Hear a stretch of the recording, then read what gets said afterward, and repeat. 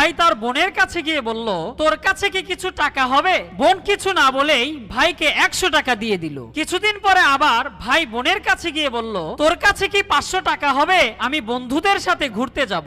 বড় বোন কোনো কথা না বলেই ভাইকে 500 টাকা দিয়ে দিল। সময়ের সাথে সাথে ভাই বোন দুজনেরই বিয়ে হয়ে গেল। বোন শ্বশুর বাড়িতে চলে গেল, আর এদিকে ভাই সাংসারিক কাজে ব্যস্ত হয়ে পড়ল। একদিন ভাই তার স্ত্রীর সাথে বসা ছিল, তখন ওই বোন ফোন দিয়ে বলল, ভাই আমাকে 10,000 টাকা ধার দিতে পারবি? আমার খুবই দরকার। ভাই কিছু বলার আগেই পাশ থেকে ভাবি বলে উঠলো, তুমি যদি তোমার বোনকে 10,000 টাকা ধার দাও তাহলে আমার চাইতে খারাপ আর কেউ হবে না। তখন ভাই তার স্ত্রীকে বলল, আমি যখন ছোট ছিলাম আমার বোন আমার সাথে কোনোদিন হিসাব করতো না, আজ আমি তাকে টাকার কথা কিভাবে নিষেধ করব? এই বলে ভাই আড়ালে গিয়ে তার বোনের বিকাশ নাম্বারে 10,000 টাকা পাঠিয়ে দিল। বেঁচে থাকুক ভাই বোনের ভালোবাসা। আপনার